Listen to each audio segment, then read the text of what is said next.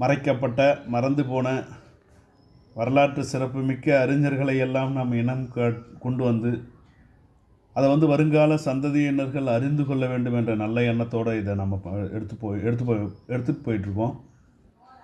அந்த வகையில் இன்றைக்கு விடுதலை போராட்டத்திற்காக வித்திட்டு உழைத்த வீர மரணம் அடைந்தவர்களெல்லாம் நம்ம கொஞ்சம் கொஞ்சம் செய்திகளை கோடிட்டு காட்டிட்டு வரோம். ஏன்னா இந்த சிறு துரும்பானது பெரிய தீ சுவாலையை எரிக்கக்கூடியது, வல்லமை புரிந்தது. அதனால் சின்ன செய்தியை நம்ம சொல்கிறோன்னா அந்த சின்ன செய்தியின் வாயிலாக நீங்கள் மிகப்பெரிய செய்திகளை எல்லாம் அறிந்து கொள்ள வேண்டும், வரலாற்று செய்திகள் எல்லாம் தெரிந்து கொள்ள வேண்டும் அப்படிங்கிறது நல்ல எண்ணத்தோடு இதை உங்கள் முன் படைக்கிறோம். அந்த வகையில் இன்றைக்கு துப்பாக்கி கவுண்டர் நம்ம வேலு நாச்சியாரோட சிவகங்கை சீமையின் சமஸ்தானத்தின் மகாராணி, முதல் பெண் போராளி என்றெல்லாம் அழைக்கக்கூடிய வேலு நாச்சியாரோட சமஸ்தானத்தில் துப்பாக்கி கவுண்டனுக்கு ஒரு சிறப்பான ஒரு இடம் இருக்கிறது, ஒரு அங்கம் இருக்கிறது, அவருக்கு என்ற ஒரு அத்தியாயம் இருக்கிறது. துப்பாக்கி கவுண்டர் புலித்தேவன், கான் சாஹிப் என்ற மருதநாயகம், முத்து வடுகநாதர், வேலு நாச்சியார், முத்துலாமலிங்க சேதுபதி, வீரபாண்டிய கட்டபொம்மன், மருது சகோதரர்கள், தீரன் சின்னமலை, அழகு முத்து சேர்வை இவர்களை போன்ற இன்னும் சில மன்னர்கள் தங்கள் அத்தியாயத்தை காப்பாற்றிக் கொள்வதற்கும் ஆளுகின்ற உரிமையை நிலைநிறுத்திக் கொள்வதற்கும் பங்கம் ஏற்பட்டால் வெள்ளையரை வெவ்வேறு காலகட்டத்தில் எதிர்த்தார்கள். அந்த வகையில் நம்ம துப்பாக்கி கவுண்டனும், அந்த துப்பாக்கி கவுண்டன் பிறந்ததோ தருமபுரி. ஆனால் சிவகங்கை சீமையில் வீர வரலாற்றை தெரிந்து கொண்டு ஓடி சென்று சிவகங்கை சீமையின் விடுதலைக்காக உழைத்தவர், ஆங்கிலேயரை எதிர்த்து போரிட்டவர்.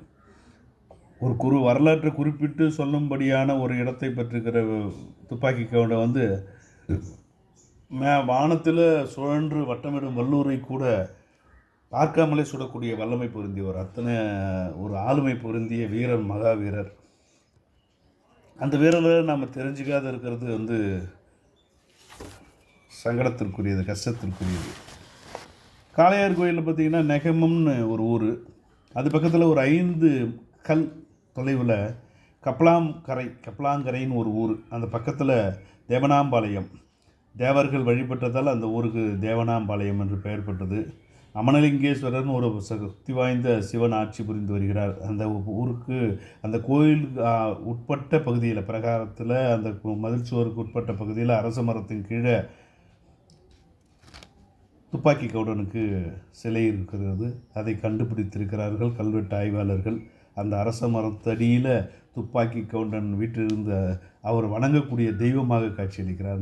அந்த ஊரில் இருக்கிற மக்கள்லாம் என்ன பண்ணுறாங்கன்னா, அந்த துப்பாக்கி கவுண்டன் சிலைக்கு மாலை மரியாதை செலுத்தி வணங்குவதாக சொல்லப்படுகிறது. 1301 1310 வரையில் காலகட்டத்தில் துப்பாக்கி கவுண்டனோட செயல்பாடுகள் இருந்ததாகவும், மருதுபாண்டியர் காலத்தில் மருதுபாண்டியர்களை அழித்து விட வேண்டும் என்று ஆங்கிலேய அரசு இந்த துப்பாக்கி கவுண்டனுக்கு போர் பயிற்சி அளித்து, அதாவது அன்றைக்கு கோயம்புத்தூரில் உள்ள கோட்டை பகுதியில், இன்றைக்கு டவுன் ஹாலாக இருக்கக்கூடிய கோயம்புத்தூரில் இந்திய வீரர்களுக்கு பயிற்சி அளிக்கப்பட்ட போது அதில் ஒரு வீரராக இருந்தவர் தான் துப்பாக்கி கவுண்டர்.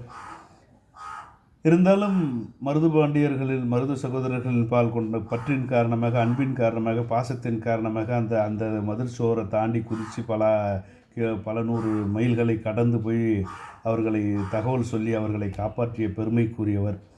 வேலு நாச்சியாரோட படையில் தன்னை முழுமையாக ஈடுபடுத்தி கொண்டு காளையார் கோயில் சிவகங்கை சீமை சமஸ்தானம் வெற்றி வாகை சூடுவதற்கு தன்னை முழுமையாக அர்ப்பணித்து கொண்ட துப்பாக்கி கவுண்டன். துப்பாக்கி சுடுவதில் மிக வல்லமை பொருந்தியவர். எவ்வளோ தூரத்தில் இருந்தாலும் பார்க்காமலே கூட பின்பக்கமாக துப்பாக்கியை வச்சு சுடக்கூடிய அளவு வல்லமை பொருந்தியவர். அவரை பற்றி நம்ம நம்ம மக்கள் யாருக்கும் தெரிஞ்சிருக்க வாய்ப்பு இல்லை. இனியேனும் துப்பாக்கி கவுண்டனை தேடி பிடித்து அவருடைய வரலாற்றை அறிந்து நல்ல வாழ்வில் நாமளும் உயர்வோமாக என்று கூறி நல்ல வாய்ப்புக்கு நன்றி கூறி விடைபெறுகிறேன். நன்றி, வணக்கம்.